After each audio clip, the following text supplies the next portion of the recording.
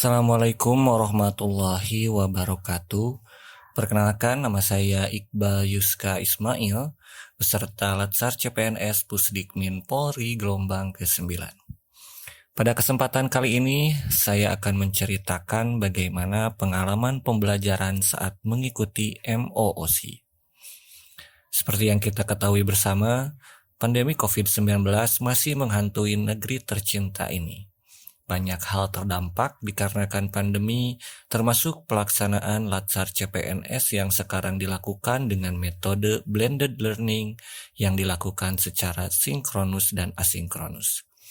Untuk tahapan pertama, kegiatan Latsar CPNS yang dilakukan adalah dengan melakukan pembelajaran mandiri MOOC yang dilakukan dengan cara asinkronus.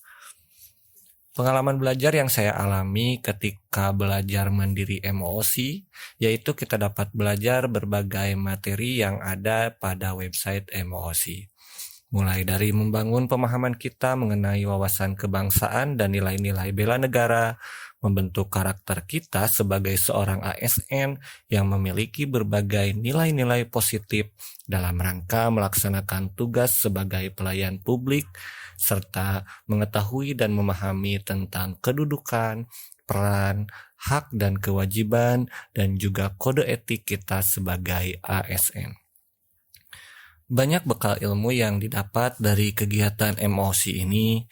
Yang saya rasakan adalah bagaimana kita bisa memperkuat fondasi ilmu pengetahuan tentang manajemen ASN dan bagaimana kita berperilaku dan bersikap secara bertanggung jawab sebagai seorang ASN. Namun, dalam pelaksanaannya tentu ada berbagai kelebihan dan kekurangan yang saya rasakan. Ketika melaksanakan pembelajaran MOOC, kelebihannya yaitu yang pertama, fleksibilitas waktu dalam mempelajari dan mengkaji materi MOOC. Dengan dilaksanakan secara daring, maka kita dapat mengatur jadwal untuk mengkaji materi disesuaikan dengan tugas keseharian kita di instansi masing-masing. Yang kedua, dilakukan secara mandiri. Kita dapat menyesuaikan cara belajar kita dalam memahami setiap materi yang ada di dalam MOOC. Karena tiap individu pasti memiliki gaya belajar yang berbeda-beda. Dan yang ketiga, kemudahan akses berbagai informasi yang terkait dengan pembelajaran di MOOC. Dengan disediakannya berbagai modul, PowerPoint, dan juga video microlearning dapat membantu kita untuk bisa lebih memahami esensi materi yang sedang dipelajari.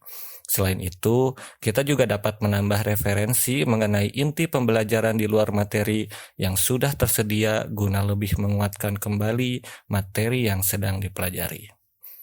Adapun kekurangan yang dirasakan dalam pembelajaran MOOC yaitu yang pertama, kemandirian peserta dalam mengikuti pembelajaran. Keberhasilan peserta dalam melewati tahapan MOOC ini sangat tergantung pada motivasi belajar dari peserta. Apabila kurangnya motivasi, maka dapat menyebabkan kita kurang memahami materi yang sedang dipelajari. Yang kedua, apabila jaringan tidak mendukung, maka hal tersebut menjadi salah satu kendala dalam pembelajaran MOOC. Yang ketiga, karena pembelajaran dilaksanakan secara mandiri dan tidak terikat waktu, terkadang muncul rasa bosan dan juga lelah. Serta karena tidak terikat waktu, maka pembelajaran dilaksanakan dengan sistem kebut semalam.